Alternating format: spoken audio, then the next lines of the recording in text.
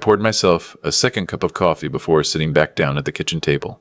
My son-in-law was already talking. He had been talking for about 10 minutes straight, and I had learned, over the past 2 years of living under his roof, that the best thing to do when he started was to let him finish.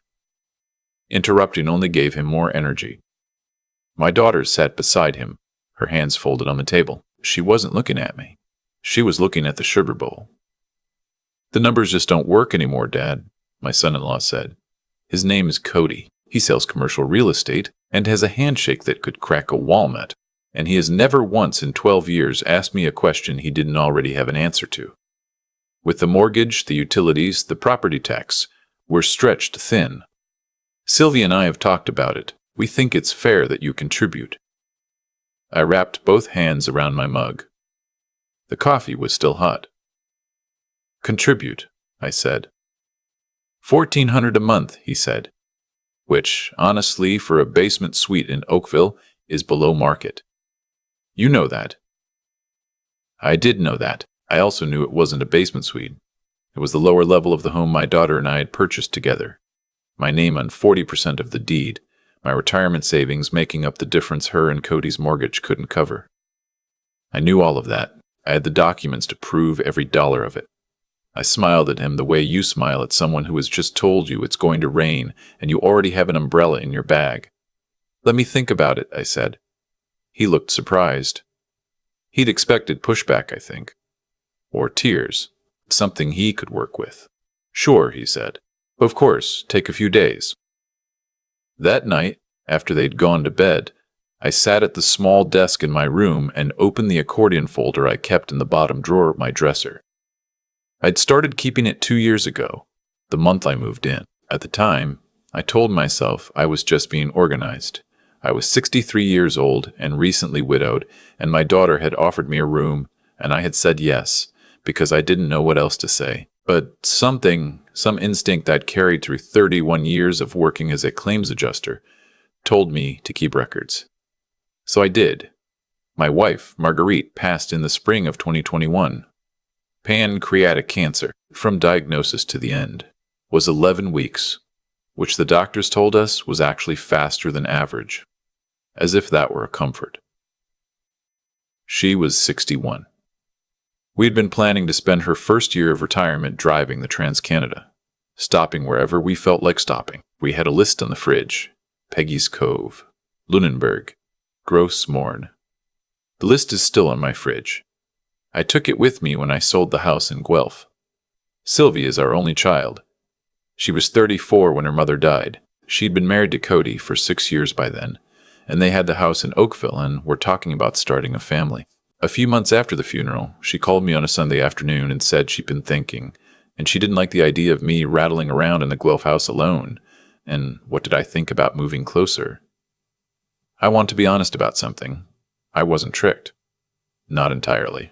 I chose to move in, and I chose to put my name on that deed, and I chose to contribute my money.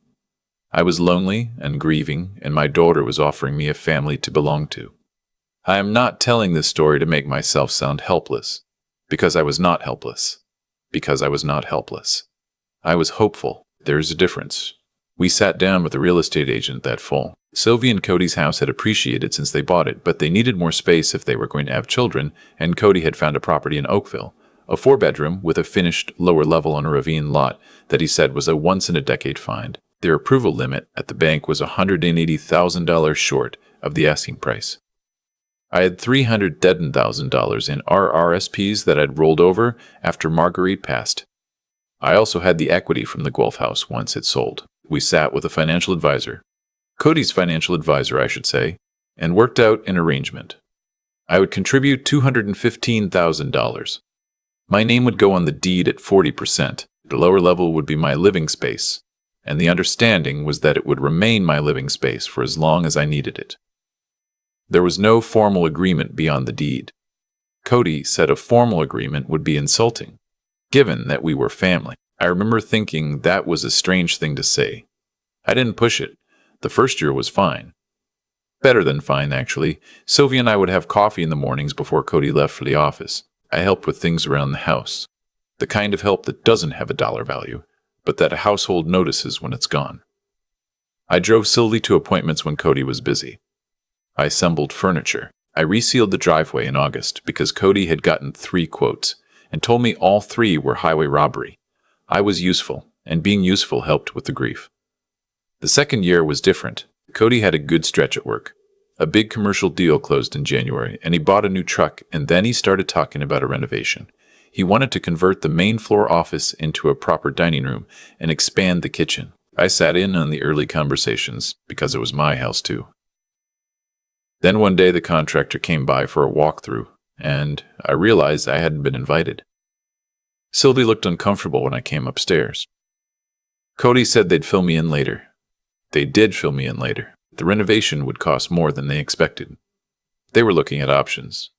One of the options, apparently, was to refinance. I found this out not from them, but from a letter that arrived addressed to Sylvie and Cody from their mortgage lender, congratulating them on the approval of their refinancing application. I set it on the kitchen counter and waited. Cody came home at 6:30. He glanced at the envelope. He said they'd been meaning to mention it. How much? I asked. $85,000, he said. It's a good rate. The renovation will add value to the property. I asked him if he'd considered that I owned 40% of that property, and that taking on additional debt against it without my knowledge or consent was something I might have had thoughts about. He said he'd assumed I wouldn't mind, given that I was living there rent-free. That was the first time he used that phrase. Rent-free. I filed it away. I called my brother Gordon, the only person from my old life I talked to regularly. He lives outside of Kingston, runs a small electrical contracting business, and has very little patience for nonsense. I told him what had happened. He was quiet for a moment. You're on the deed, he said. 40%. Then they can't refinance without your signature. I know, but they did. Another silence. You kept the original closing documents? He asked. I have everything. Good, Gordon said. Don't say anything else to them yet. Get a lawyer. I already had a name, a woman I'll call Victoria, because that's her name. Victoria Asamoah, a real estate lawyer in Mississauga who'd been recommended by a colleague of Marguerite's. I'd looked her up the night the refinancing letter arrived. I hadn't called yet. I was still hoping I was wrong about what was happening. I was not wrong about what was happening. 2 days after the conversation about the refinancing, Cody placed a printed spreadsheet on the kitchen table during breakfast and slid it across to me. He said he and Sylvie had been putting together something to help clarify expectations going forward. He said it in the voice he uses when he's pretending that an idea just occurred to him when you know he's been rehearsing it. The spreadsheet was organized by category. There was a line for housing, $400 per month. A line for shared utilities, $180. A line for what he called property maintenance contribution, $75. At the bottom, in bold, a monthly total of $1,655. I looked at my daughter. She was looking at her phone. Sylvie, I said. She looked up. She had the expression of someone who has agreed to something they knew was wrong and has now decided the only way through is forward. I recognized it. I had watched her wear that expression at 15 when she let a friend talk her into something she shouldn't have done. And I'd watched her wear it at 22 when she'd stayed in a bad relationship 3 months longer than she should have. I knew that face. We've both been feeling the pressure, she said. Financially. You refinanced for $85,000, I said, without my signature on the documents. Cody said the bank had processed it based on Sylvie's ownership stake. He said the way the title was structured gave her full authority to act. I said nothing. I made a note of exactly what he'd said, the way I used to note what claimants said on the phone before they knew I was writing it down. That afternoon, I called Victoria. Victoria is a small woman with a very direct manner and an office full of plants. She sat across from me at her desk, read through the documents I'd brought, and then folded her hands and told me what I already suspected.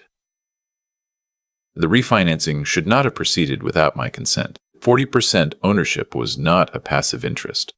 I had co-ownership rights and obligations, and the bank's processing of the application without my signature was, at minimum, an administrative error, and potentially something more serious if my signature had been replicated. She used the word replicated.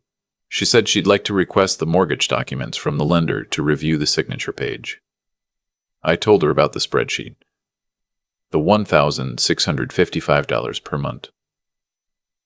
She wrote something down. She asked me what outcome I was looking for. I told her I wanted what was mine. I told her I wasn't interested in punishing my daughter. I told her I understood that Cody was the architect of this, and that Sylvie had let herself be convinced, and that I wanted a solution that didn't require me to destroy what was left of my family if I could avoid it. Victoria nodded. She said she'd be in touch. I did not say anything to Sylvie or Cody about the lawyer. I went about my days. I agreed to pay $300 a month toward utilities, which I framed as a gesture of goodwill. Cody accepted this with an air of magnanimity that I found genuinely impressive. He really did believe he was winning. I started looking at condos, not seriously, not yet, just to know what was out there. There was a development going up in Burlington, a 15-minute drive from where my brother lived, reasonable prices for the area, a waiting list that was moving. I put my name on the list. I told no one. Victoria called me 3 weeks later. She had received the mortgage documents from the lender. The signature on the co-ownership consent form was mine. My name, my date of birth, my address. It was not my signature. The letter forms were close, but they weren't right. She'd had a document examiner take a preliminary look. He agreed. The signature had been copied, not written. She asked me how I wanted to proceed. I told her to proceed the way she thought was right. She said she would send a formal letter to the mortgage lender and to my son-in-law, notifying them of the disputed signature and the co-ownership rights, and requesting that the refinancing proceeds be held pending resolution. She said this would not be a quiet letter. I said I understood. I was in the backyard when Cody got home that evening. I was doing nothing in particular, standing near the fence, looking at the ravine, which was full of birch trees that had just started to turn. I heard the truck door close. I heard him go inside. I heard, a few minutes later, what sounded like a chair scraping the kitchen floor. I took my time coming inside. Cody was standing at the kitchen island. He had the letter in his hand. Sylvie was sitting at the table, and when I came in, she looked at me with an expression I had not seen on her face since she was a child, and had done something she couldn't undo. It was not anger. It was something closer to relief, the way people sometimes look when a thing they've been afraid of finally arrives and they realize they can stop being afraid. "You hired a lawyer," Cody said. "I did," I said. This letter is saying my signature was forged." "The letter says the signature on the consent form is being disputed," I said. "That's accurate." He put the letter down. He was very still for a moment. "We can work this out," he said, "as a family." I told him I was open to that and that my lawyer would be happy to participate in any family conversation, and that the first step would be the mortgage lender placing the refinancing proceeds in trust while we sorted out the co-ownership question. He didn't like that. He said placing funds in trusts would affect their credit position. I said I understood, and that I was sorry, and that I hoped we could resolve things quickly. I went downstairs. I made myself dinner. I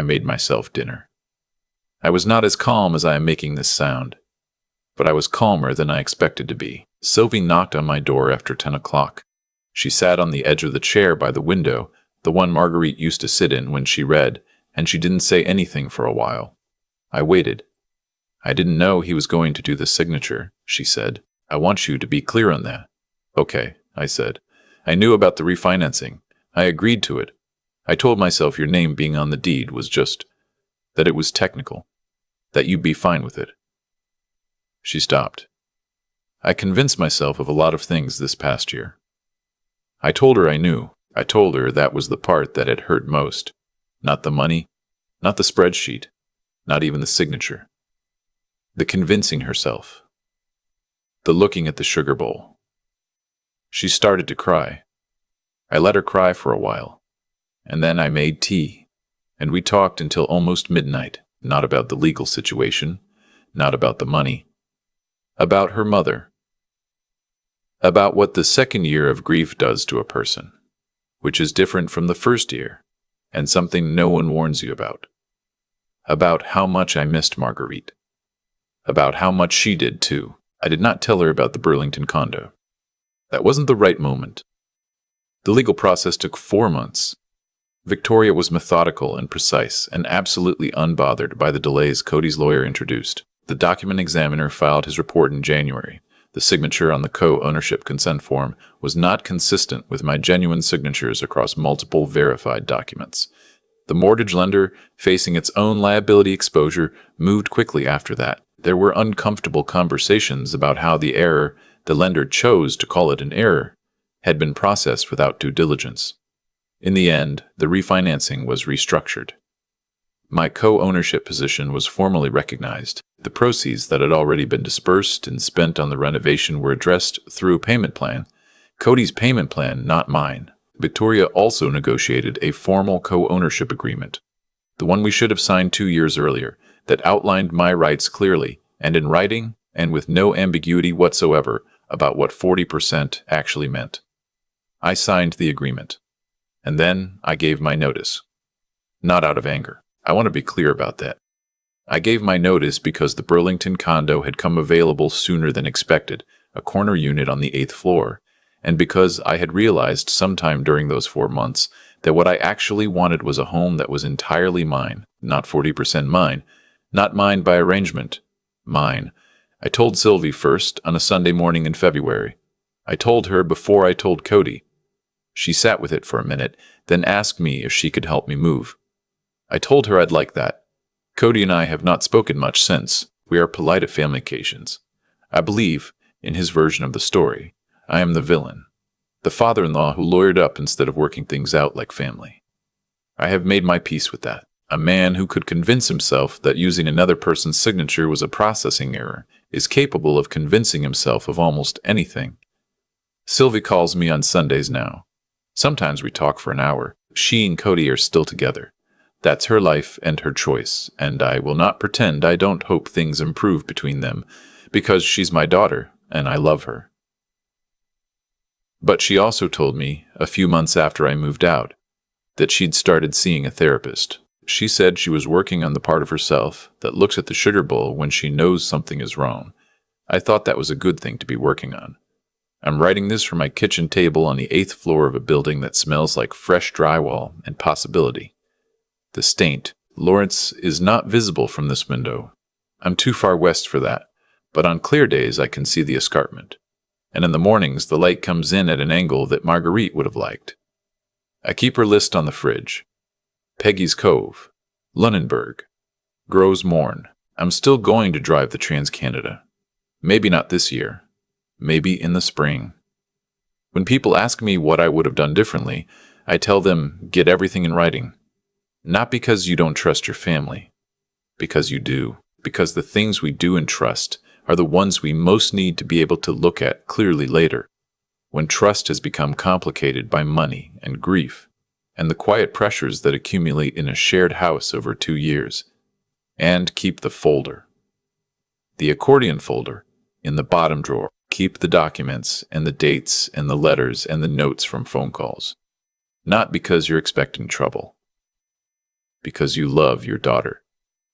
And because you learned 31 years into a career of sorting out other people's mistakes, that hope and preparation are not opposites. They are, when you get it right, the very same thing. People ask me sometimes whether I regret moving in with my daughter and her husband. They expect me to say yes. It would make for a tidier lesson. Old man makes a mistake, pays for it, warns others. But the honest answer is more complicated than that. I don't regret moving in. I regret moving in without a piece of paper. There's a version of those 2 years that could have gone differently if I had sat down with a lawyer before I signed anything, before I handed over $215,000 and my name on a deed and the quiet assumption that family meant safety. The whole story changes, not because Cody is a fundamentally different person, but because people behave differently when the boundaries are written down. That's not cynicism. That's just something I learned in 31 years of reviewing claims. Clarity doesn't ruin relationships. Ambiguity does. What I've come to understand is that what happened wasn't inevitable.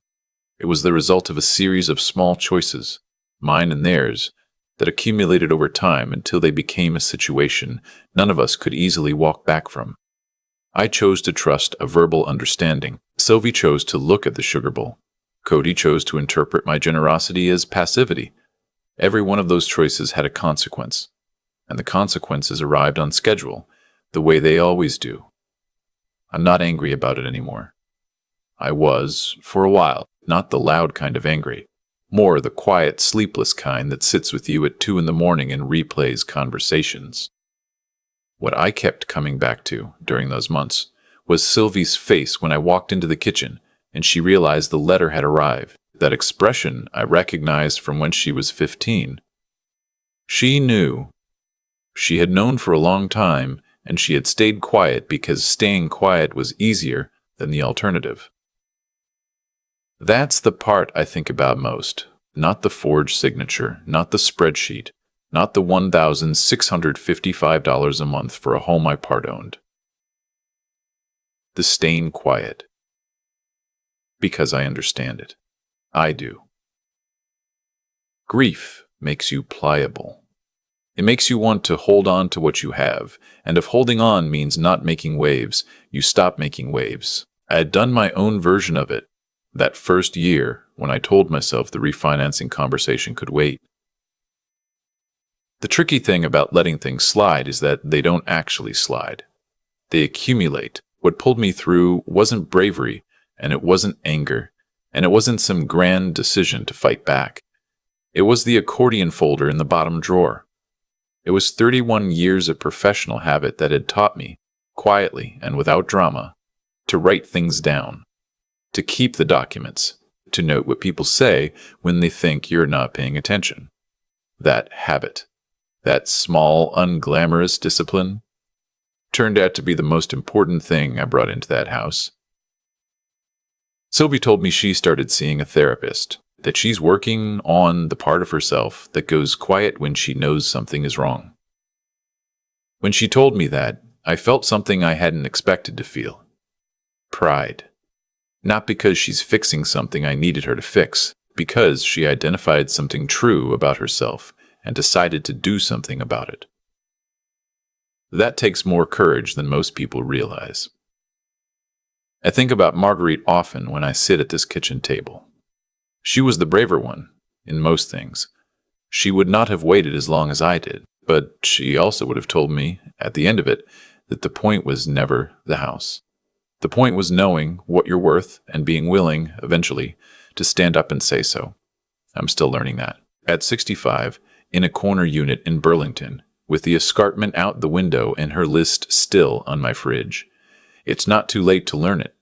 That's the thing I'd most want someone to take from this.